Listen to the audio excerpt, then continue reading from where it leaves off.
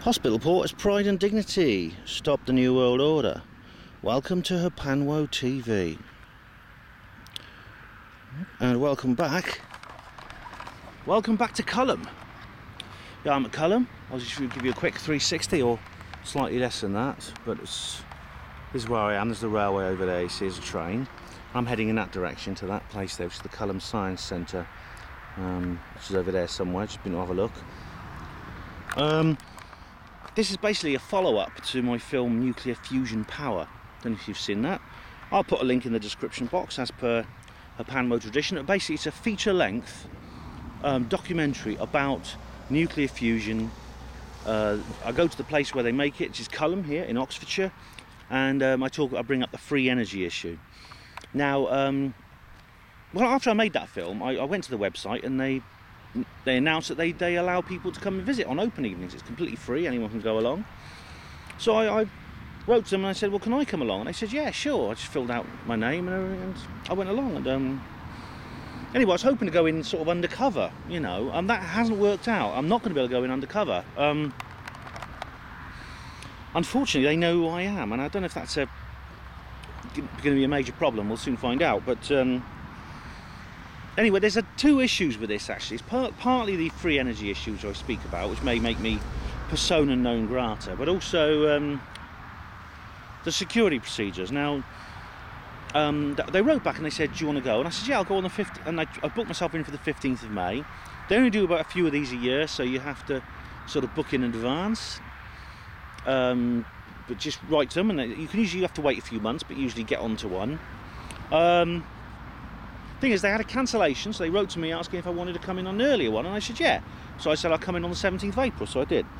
Anyway, this lady, a nice lady who worked in their PR department, wrote to me and said, and she said, could you please bring ID? Now this, as you know, regular Hapanwo readers will know that this is a big issue for me.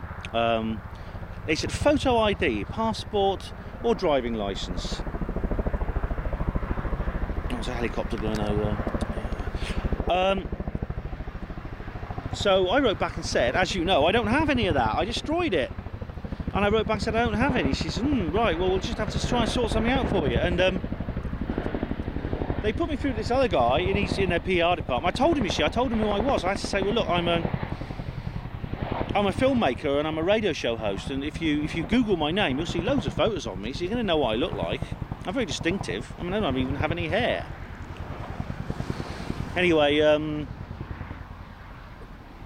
they wrote back to me, and I got a phone call from this very nice man saying, he said, well, I tried to explain to him what I was doing. I said, look, I'm making this a project in my life.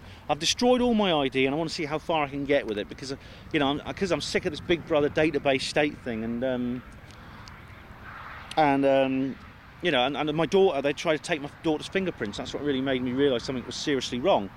And he said, well, I can't discuss civil liberties with you, but this is a policy we have. And it's a policy we have. And he said something very interesting, and he said, well, that's the kind of world we live in. Well, that's the kind of world we live in.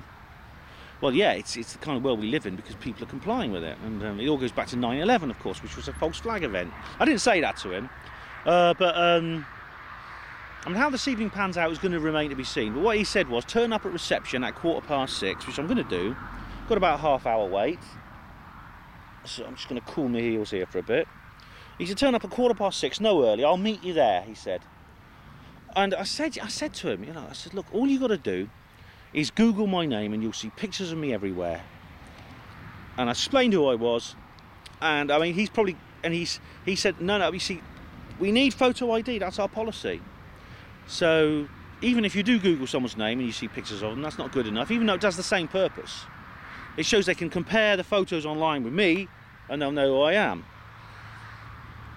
But this I'm sure this worries a lot of you guys, because we are moving towards a database state, the ultimate Big Brother, where we're an unperson unless we have our official citizenship registered on the database, and ID cards and other things. Eventually microchips under the skin will define our very existence in society. I didn't say all that to him, but I basically outlined my views anyway. No, I just had this conversation with him. What's going to happen is I'm going to go up there at 6:15. He's promised to meet me, this guy. He's promised to meet me and sort it out from there. So he's told me to come along. I've spent money on a train. I spent £4.50 on a bloody train fare. It's only a short trip. It's only a short way from Oxford. If you look on the map, it's about a quarter of an hour's journey from Oxford, so it's not a big deal in terms of distance, but it's the principle of it. But anyway, what happens will remain to be seen. But he actually asked me, "You're going to bring a camera with you if you're a filmmaker, a video camera?" And I said, "Yeah. I'm not planning on using it in the building." And after I said that, he says, "Well, we can't let you film in there. You can take still photos, but not film." I said, "Okay." But I just had a look. I just went and had a look at their reception, and it's not quite as bad as I thought it was. I mean, in a previous video, I think it might have been Frycraft, or maybe even my last one, Nuclear Fusion Power. I said they've got armed guards there. Well, they're not armed, but it's the full. Well, they may be. They may have. I didn't check to see if they actually were carrying sidearms, but they don't have rifles. But it looks very, very intimidating. There's a barrier. There's guys with hats on, you know. So. Have to see what happens anyway. I'm not going to I'm just going to go in there and I'm going to say, I'll just tell them who I am. I'm not going to say what I'm there for. I'm saying, meeting a guy, he's going to meet me here. And I'll say, I'm coming to meet this guy called Chris. He's going to meet me at reception. And I'll say, okay, what's your name? I'll give them my name. And if they ask me for well, I won't say get stuff, but there was a part of me that didn't just, as soon as I had this conversation with this bloke, no fault to him, he was very nice about it, but the whole way he was, you know, he was so nonchalantly talking about this thing, you know, you need passports. You know, it's just normal now. It's this whole procedure, this new kind of security mentality has merged seamlessly with society. I'm just going to go out there. I'm just going to I'll be calm and assertive as I am, you know. And we'll just see if they let me in. If they don't, I'll have something else to talk about. I'll say they stopped me from going in there because they didn't have a bloody passport with me. I tell you, if one of them asks me for a passport, I'll make a joke. I'm going to say, "No, mate, I've only come from Oxford. I haven't brought my passport with me," and see what they say. Anyway, I'm here at Culham Centre. There it is over there. You can just see it. I'm not going to get too close. It's over there. You saw it in the previous film anyway. Now, according to James Casbolt, there is a tunnel leading from this place, and there's a secret entrance to the Peasmore base. If you go to the anything by James Casbolt, you'll see it if you're familiar with him. He's called Michael Prince now as well. But anything by him, you know, you'll see. But the funny thing was, this place was built in 1982.